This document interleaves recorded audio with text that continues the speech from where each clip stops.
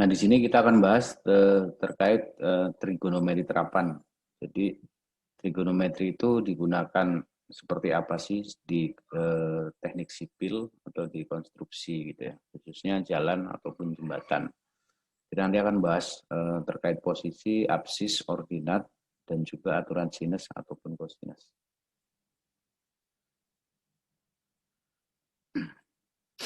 Nah, untuk menentukan posisi, kira-kira ilustrasinya seperti ini.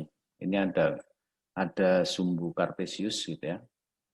Kemudian di sini ada 4 titik A, B, C, dan D. Nah, kalau kita lihat titik C gitu ya, ini koordinatnya adalah 5,5. 5,5 itu bacanya seperti apa? Bacanya adalah ke arah sumbu X, ini yang X ya, ini X, ini Y.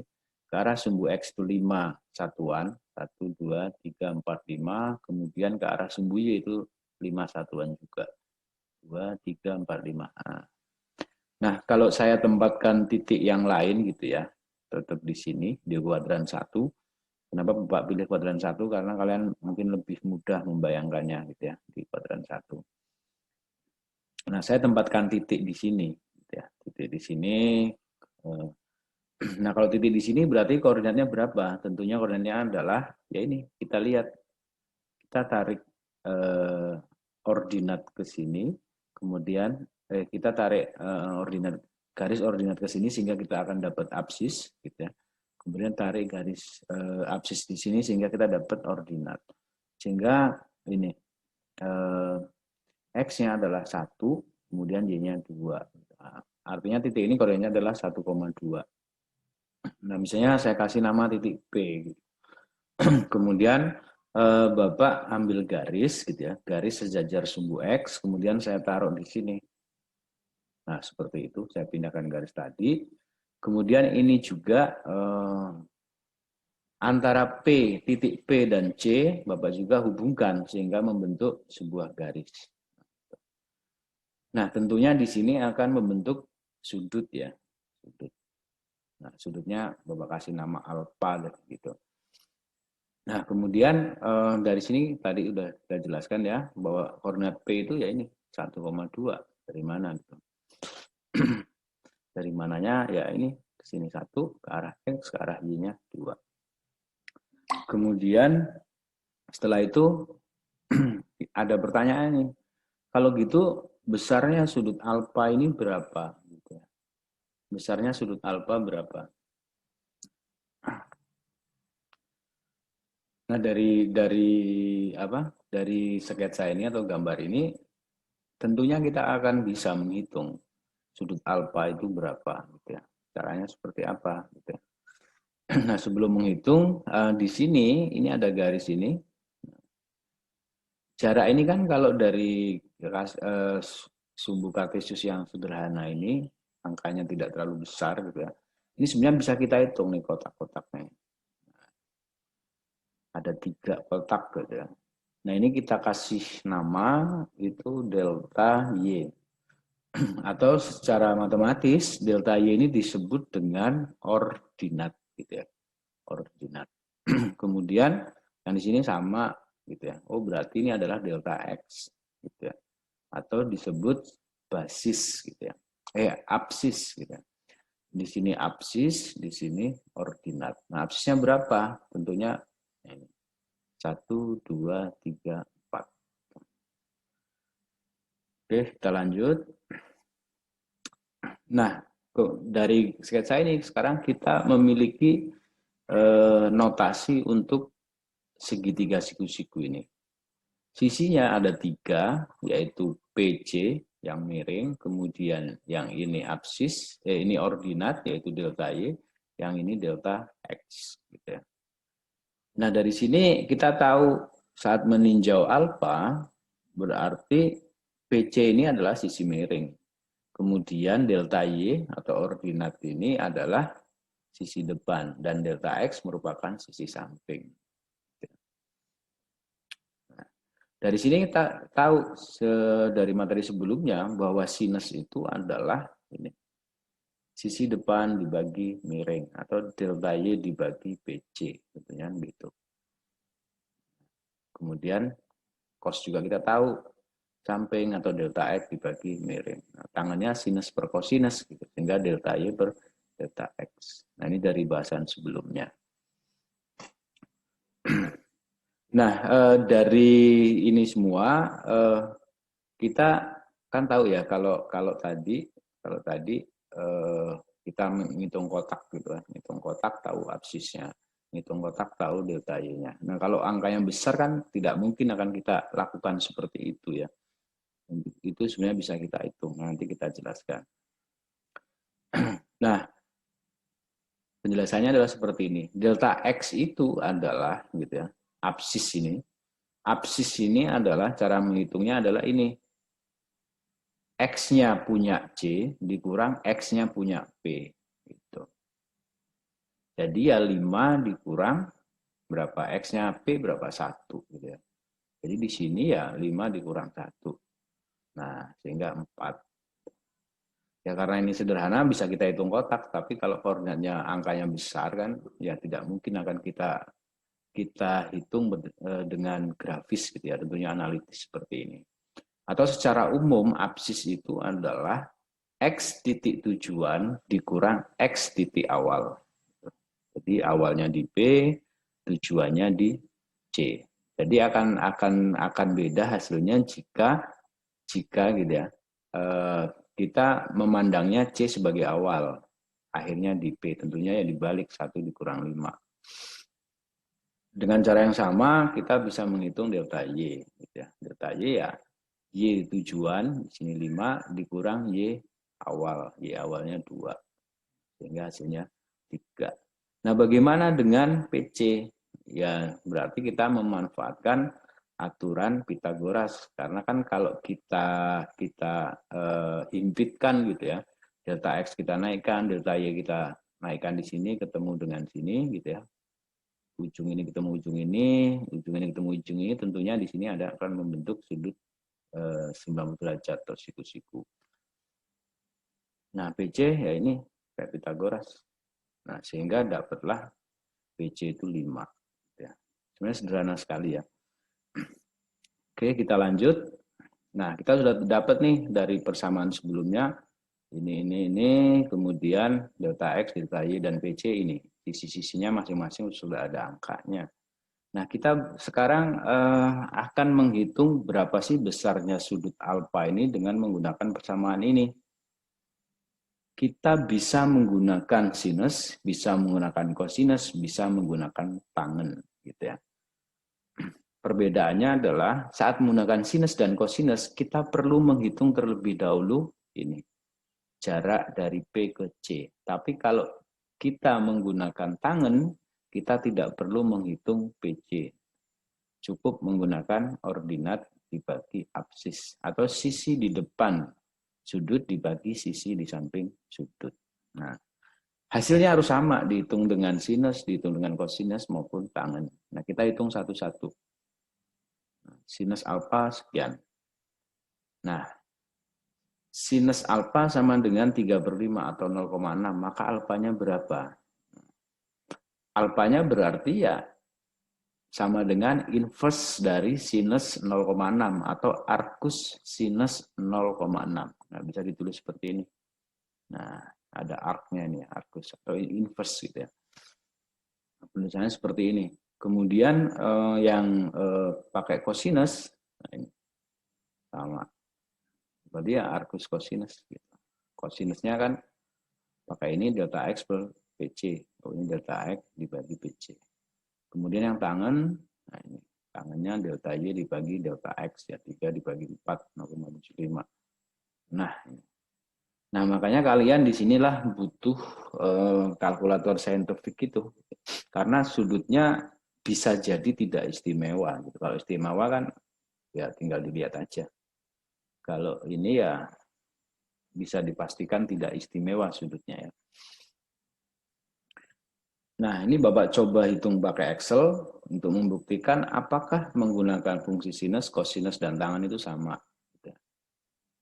Oh, ternyata hasilnya sama. Dan memang harus sama. Dihitung pakai sinus ya, harus sama. Pakai kosinus, pakai tangan hasilnya harus sama persis. Ini yang dalam satuan radian, yang ini dalam satuan derajat desimal, yang ini dalam satuan derajat menit detik. Ya, jadi jika yang kita disuruh menghitung sudut alfa itu berapa dari dua titik yang diketahui, gitu ya. Oke, kita lanjut. Nah, masih seputar ini. Nah, sekarang bagaimana kalau yang ditanya sudut yang lain, gitu ya. Misalnya Bapak garis di sini. Nah, kalau ada garis di sini, berarti di sini ada sudut juga. Sudutnya saya kasih nama beta, misalnya. Gitu ya. Oke, sorry ini beta ya. Ini beta. Sisinya sama. Ya, tentunya sama dengan yang tadi. PJ-nya 5, delta X-nya 4, delta Y-nya 3. Tuh. Tapi yang disuruh dihitung adalah sudut beta. Nah, kalau sudut beta, tentunya ya orientasinya kita balik gitu ya.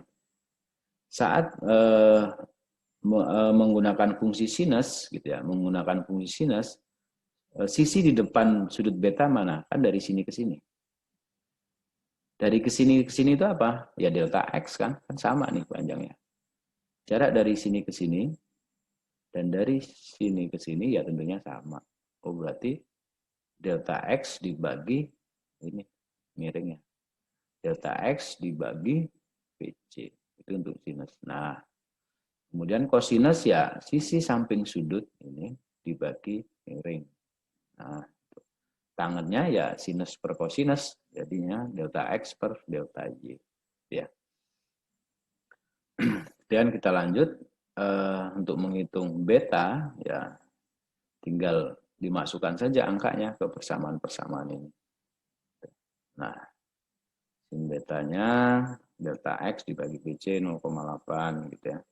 Maka ya sama, arcus sinus dari 0,8 berapa.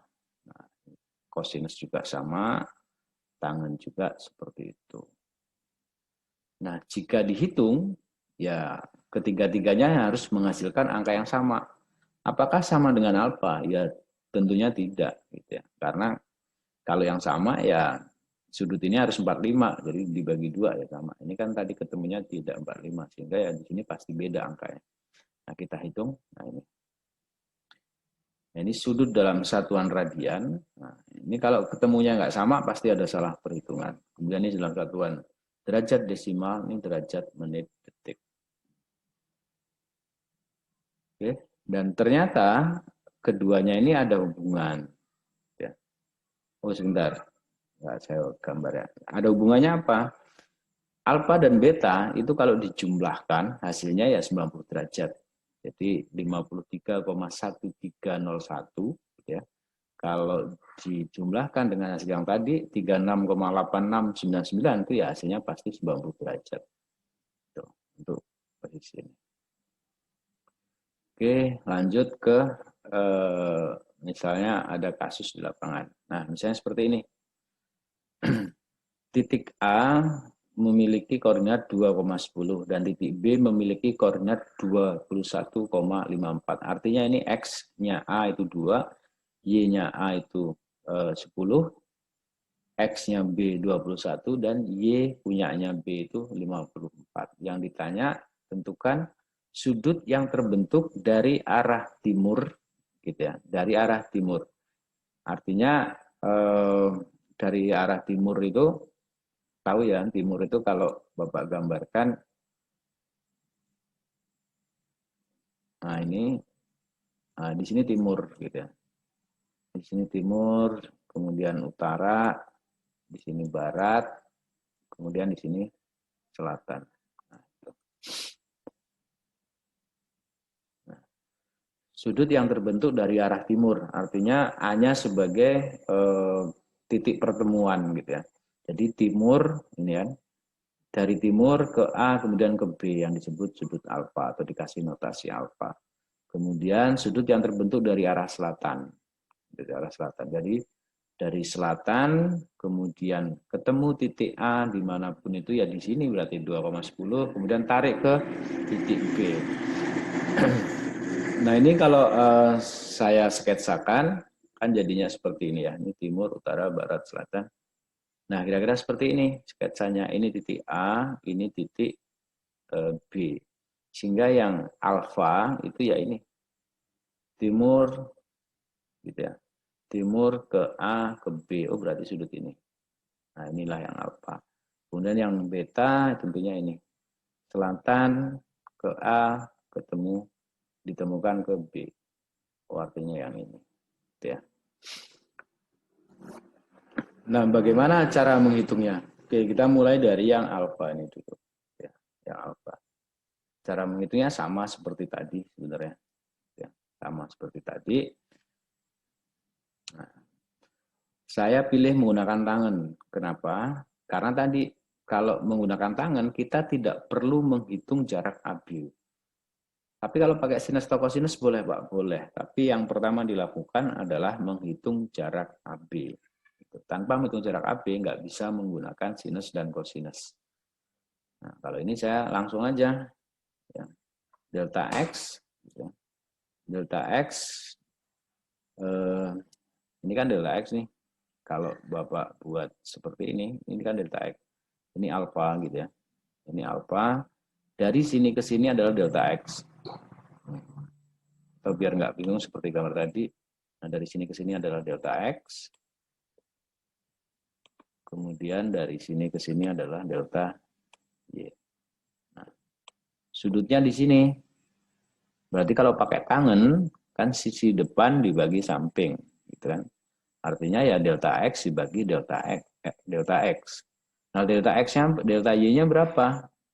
Ya tadi, Y di titik tujuan dibagi Y di titik asal.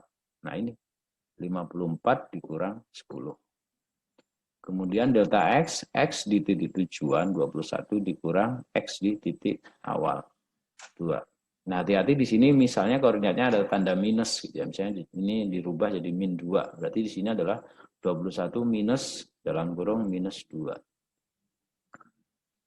Oke, kita lanjut. Nah, sehingga oh ini diulang. Nah, dapatlah ini 44 bagi 19 sehingga dapat 2,3158. Nah, dari sini ya sudah kita bisa menghitung alfa. Alfanya apa? Ya arkus tangan nilai ini.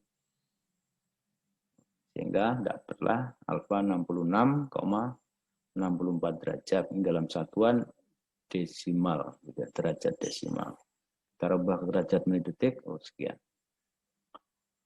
Nah, itu untuk alfa. Enggak sulit sebenarnya. Kemudian bagaimana kalau untuk beta? Ya, untuk beta. Untuk beta ya gampang, kita bisa tinjau garis ini dari selatan ke utara ini. Ini kan 80 derajat ya. 80 derajat. Kemudian kita disuruh menghitung ini. Berarti kan oke, kita ini betanya berapa? Di sini ada sudut lagi. Sudut ini misalnya saya kasih nama gamma atau apa gitu ya.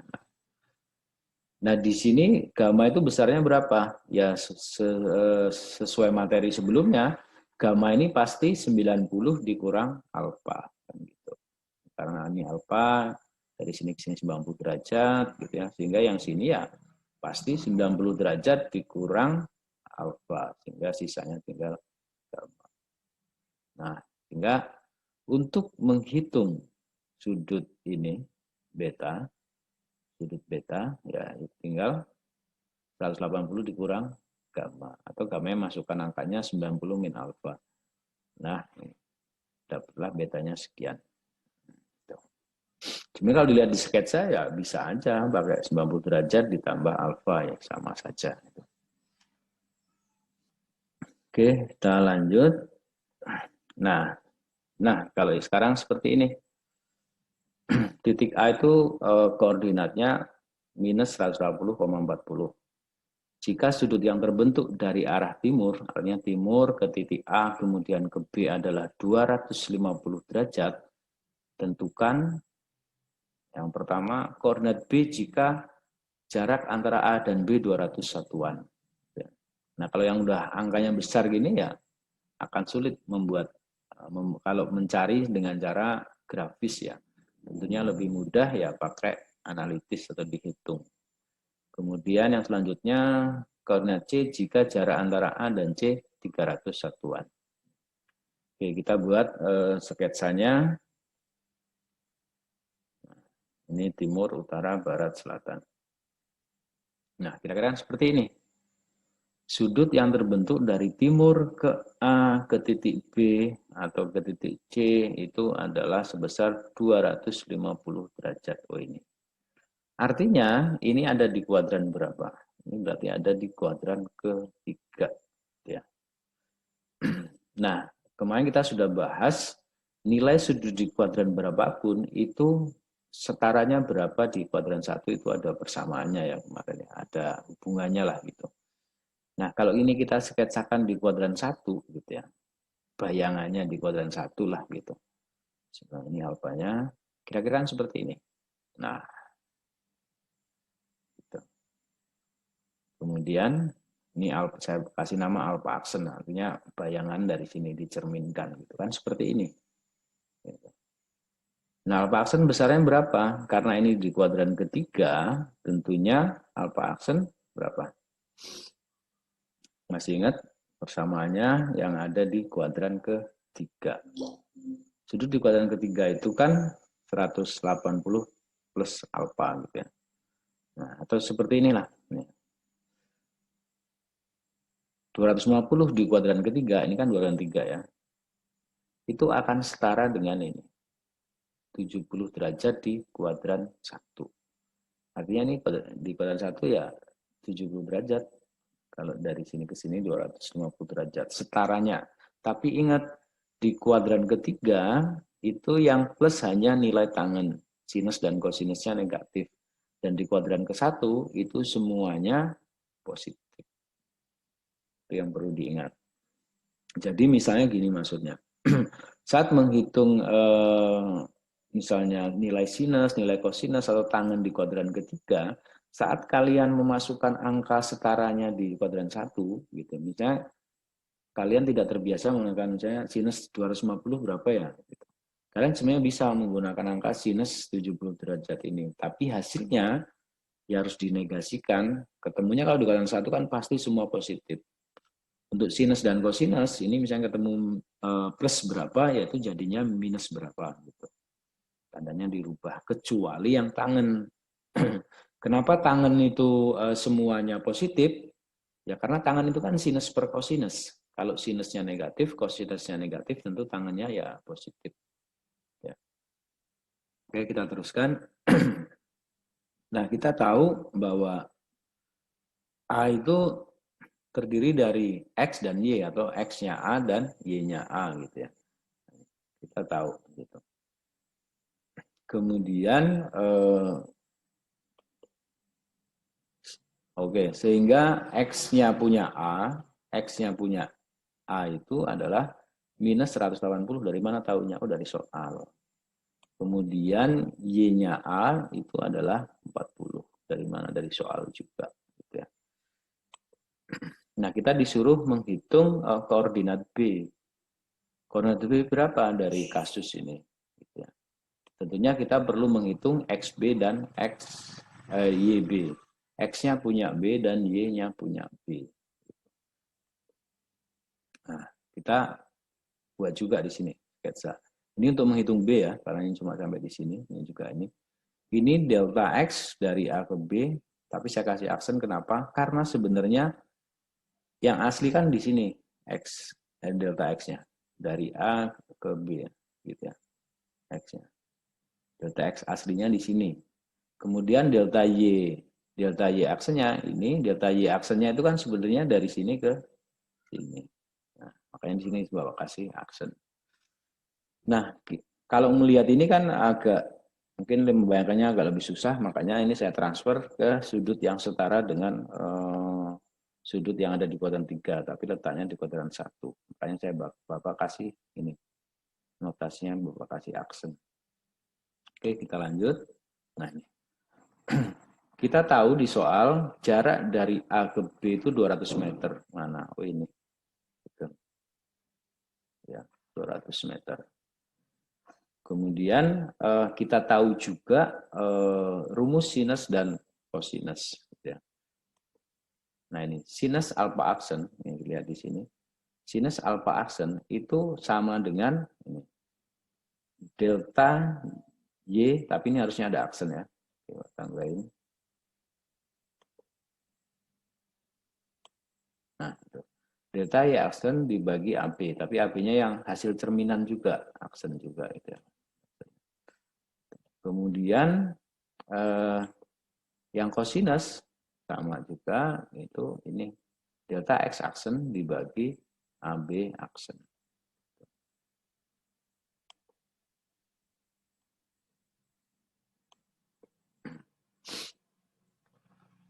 Nah, kalau sudah tahu persamaan itu, ya sekarang tinggal kita mau mana dulu?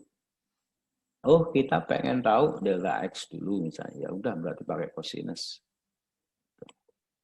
Nah, delta X adalah AB kali cos alfa. Nah, di sini alfanya bisa langsung menggunakan ini. Menggunakan alfa sebenarnya. Kita masukkan aja angkanya. AB-nya 200 ya. Dan cos alfanya 250. Nah, ini. Jadi ulang. Nah, ini.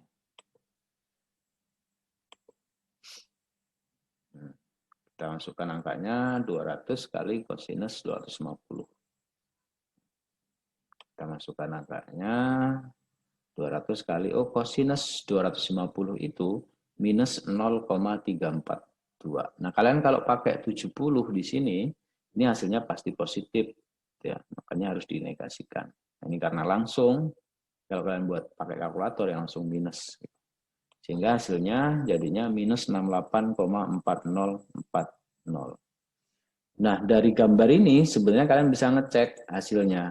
Ngeceknya minimal adalah mengecek tanda. Gitu ya.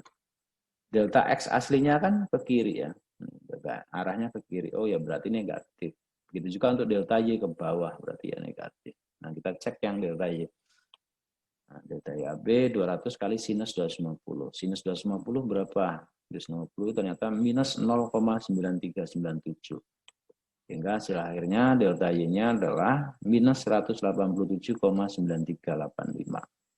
Nah, ini sudah ketemu delta X dan delta Y dari A ke B. Apakah koordinat B sudah ketemu? Belum. Gitu ya. Nah, kita tahu hubungan ini di materi sebelumnya. Bahwa delta X dari A ke B, gitu ya. Ini saya gambarkan di sini. Delta X dari A ke B, dari sini ke sini. Gitu. Itu kan kita tahu. X-nya punya B, X tujuan dikurang X-nya punya A. Nah, ini. Sehingga, gitu ya. Sehingga ya kita bisa menghitung XB. Nah, XB sih ya pasti koordinat sebelumnya atau punya A ditambah delta X-nya. Kita masukkan angkanya, XB-nya XB sama dengan XA. Nah, XA-nya berapa? XA-nya ya minus 150 ditambah dengan minus 68. 68-nya apa? Ini delta X-nya. Baru kita hitung. Sehingga kita dapat XB-nya sekian, minus 147,9385. Begitu juga untuk YB. YB dengan cara yang sama akan dapat, oh ini Y nih, ini YB.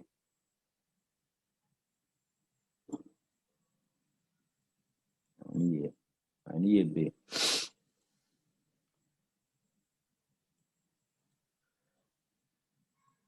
Ya, ini XB ketemu sekian minus 218, sekian. YB-nya masukkan Y-nya punya A, ini 40 ditambah ordinat ini minus 187 dapatlah minus 147 sekian. Nah, sehingga koordinat B itu adalah minus 218, sekian, minus 147, sekian. Nah, kalian bisa lanjutkan untuk yang ini. Dimana kalau panjangnya jadi 300 meter. Jarak A ke C. Nah, hitung koordinat C-nya. Oh, ini belum di... Oke, sebentar. Kurang jelas.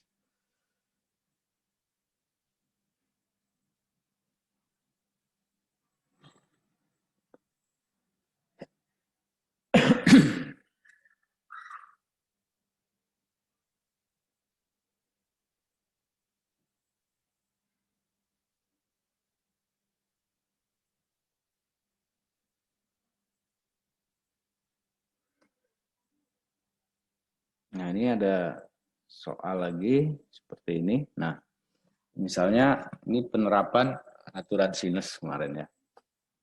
Sudah kita bahas sebelumnya. Hitung jarak dari A ke C jika diketahui. Jarak dari A ke C ini berapa gitu ya. Jika diketahui sudut alfa di sini, gitu ya. Sudut alfanya 93 derajat nih, alfa. Kemudian sudut betanya 43.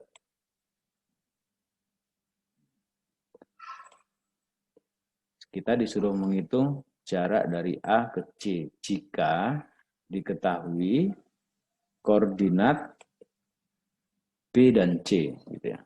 B-nya minus 428, minus 7, C-nya minus 571,23.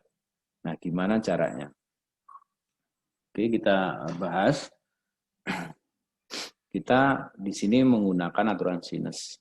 Kita tahu bahwa aturan sinus kemarin, ya ini sinus alfa dibagi BC itu akan sama dengan sinus beta dibagi AC, dan juga akan sama dengan sinus sudut di sini, gitu ya, dibagi dengan AB. Nah ini. Nah, karena yang diketahui itu di sini alfa dan beta, tentunya ya kita menggunakan perbandingan sinus alfa dibagi BC itu akan sama dengan sinus beta dibagi AC. Nah, dari sini persamaan ini kan bisa kita kembangkan karena yang ditanya AC, ya sudah berarti AC sama dengan apa gitu. Berarti AC sama dengan sinus beta dibagi sinus alfa dikali BC. Nah, dari sini dari persamaan yang kita susun ini, sinus beta ada tidak? Ada, karena betanya diketahui ya. Tinggal pakai kalkulator atau lihat tabel sinus beta itu berapa. Atau sinus 43 itu berapa. Sinus alfa ada tidak? Ada, karena diketahui alfanya. Alfanya 93 ya. Tinggal dihitung saja sinus 93 itu berapa. BC ada belum? Oh, ternyata belum ada. Gitu ya. Berarti harus kita hitung dulu. Dasar perhitungannya apa? Tentunya adalah koordinat B dan C. Karena koordinat B dan C itu ada, ya kita menggunakan Pitagoras gitu. Menggunakan Pitagoras. Ini kalau Bapak gambar ini kan kalau Bapak luruskan gitu ya. Ini anggap lurus garisnya. Nah, itu absisnya, itu ordinatnya. Ini ordinatnya. Nah, kira-kira kan gitu. Oh, berarti ini bisa dihitung. Ini delta Y, yang ini delta X gitu ya. Hitungnya gimana? Ya sama, delta X ya sama. X C dikurang X punya B. Di sini Y punya C dikurang Y punya B. Nah, sehingga dapatlah seperti ini. Nah, ini X-nya punya C kan. Di sini X-nya punya B. Nah, semua minus gitu ya. Nah, jadi minus 51 dikurang minus ini, kemudian hasilnya dikuadratkan. Yang ini Y-nya C 23 dikurang Y-nya B, atau minus 7. 23 dikurang minus 7, hasilnya dikuadratkan. Nah, ini hasilnya. Nah, dapatlah angka 146,113. Nah, angka inilah yang masuk ke persamaan ini. Sehingga AC bisa kita hitung. Sinus 43 dibagi sinus 93 dikali 146 sekian. Sehingga jarak AC bisa kita hitung. Ini sinus 43 sekian, 93 sekian dikali jarak atau panjang BC. Nah, dapatlah 99,79 satuan jarak dari A ke C. Jadi seperti itu. Ini fungsinya kalau di konstruksi ya, kita misalnya kita tidak mungkin menyeberangi ini gitu ya. Tidak mungkin menyeberang ini ya, ada handicap sungai atau di sini lalu lintasnya padat, jadi kita hanya bisa membidik gitu. Ya sudah, kita tidak perlu mengukur langsung, bisa pakai alat ukur gitu. Nah, sekarang kasus yang selanjutnya seperti ini. Sebuah objek bergerak dari titik A itu 10,5 menuju ke titik E. Jadi dari A mau ke E. Tapi sebelum sampai ke E, objek ini melalui titik B, C, dan D. Nah, jika rute pergerakan objek adalah sebagai berikut, jadi pertama dari A, dia menuju B. Nah, ini membentuk sudut 245 derajat dengan jarak 750 meter. Berarti ini kalau di sini meter, kalau ini tidak disebutkan, ini juga satuannya adalah meter. Nah, kalau di pemetaan ini berarti koordinatnya mengadopsi yang sudah proyeksi, UTM misalnya. Gitu. Kemudian setelah dari B menuju ke C membentuk sudut 95 derajat dengan jarak sekian, 550. Setelah C menuju ke D, sudut yang dibentuk 65 derajat dengan jarak sekian, 1000 meter. Kemudian dari D ke E membentuk sudut 315 derajat dengan jarak 850. Nah, di soal ini yang belum jelas adalah sudut yang dibentuk ini dari arah mana gitu ya. Ya sudah kita sepakati aja arahnya, karena kita masih di matematika, sudah dari arah timur saja. Artinya nah tadi. Nah, sudut 245 ini berarti berkaitan dari sini. Nah, 245 ini 90 190 berarti 245 itu ke arah sini.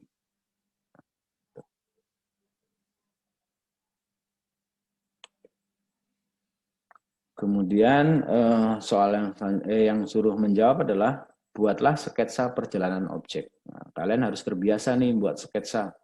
Oh, dari A arahnya 245, jaraknya 750. Nah, artinya nanti ini kira-kira panjang garisnya semana kalau kita sketsakan. Sketsa itu tidak harus benar plek gitu, berskala tidak perlu berskala, tapi minimal mewakili artinya apa? Kalau garis yang 1000 dengan yang 850 tentu harus panjang yang 1000 gitu. Kemudian ini ya juga harus arahnya yang penting. Oh, ini di kuadran berapa, ini kuadran berapa, dan ini kuadran berapa gitu ya. Kemudian setelah membuat sketsa perjalanan objek, kalian disuruh menghitung koordinat tujuan akhir. Artinya ini adalah koordinat titik E. Kemudian yang C adalah jarak titik awal dan akhir. Jarak titik awal dan akhir. Kalau jarak dari A, B, C, D, E ya tinggal dijumlahkan kan. Ini jarak dari A, B berapa, B, C berapa. Nah, itu bukan itu yang ditanya. Misalnya sketsanya jadinya seperti ini. Misal ini ya. Nah, ini dari A ke C. Berarti kalian suruh mengukur jarak ini. Dari A ke C ini. Kemudian sudut yang terbentuk dari titik awal ke titik akhir itu sama juga. Nah, jarak yang terbentuk berapa? Dari arah timur ke sini. Nah, itu soalnya. Nanti kita diskusikan. Kemudian, nah ini gambar apa? Gambar atap kan ya. Penerapan juga bisa di sini. Ini gambar atap, ya. Hitung panjang hubungan A jika kemiringan atap 25%. Jadi kan disuruh menghitung hubungan ini jika kemiringan atapnya 25%. Artinya apa? Sebenarnya panjang hubungan ini akan terpengaruh oleh kemiringan atap. Semakin miring atap, ini akan semakin panjang. Semakin datar ya semakin pendek. Nah, kita nggak usah ngitung luas atap deh. Ngitung dulu ini. Kemudian, nah ini juga, ini ceritanya suatu lahan akan dikena proyek jalan misalnya. Hamparan lahan akan dibangun jalan baru dengan elevasi tanah asli yang berubah-ubah dari A ke F. Nah, kalau kita contoh kemarin, tanah aslinya flat gitu ya, datar banget. Padahal di lapangan nggak mungkin, di lapangan ya naik turun. Nah, misalnya gini, elevasi di A atau di patok A, itu elevasinya 100,5 meter di atas permukaan laut. Nah, istilah-istilah ini ya harus familiar ya. Ini MDPL ini meter di atas permukaan laut. Ini elevasi. Jadi posisi ketinggian tanah terhadap muka air laut rata-rata. Elevasi. Kemudian jarak miring dari A ke B itu 500 meter. Elevasi patok B itu 102,0 mdpl. Artinya apa? Elevasi tanah asli di B ini lebih tinggi kan? Lebih tinggi berapa? Ya 102 dikurang 100,5 itu lebih tingginya sekian meter. Kemudian jaraknya sekian. Jarak miringnya gitu ya. Kemudian jarak miring dari B ke C sama 500 meter ya jarak miringnya, hanya elevasinya berubah-ubah. Di C itu 101, kemudian di D. Ini kan dari sini ke sini turun. Kemudian ke sini naik lagi jadi 102,5, turun lagi jadi 101,5. Nah, pertanyaannya, jika elevasi dasar jalan direncanakan pada 105,0.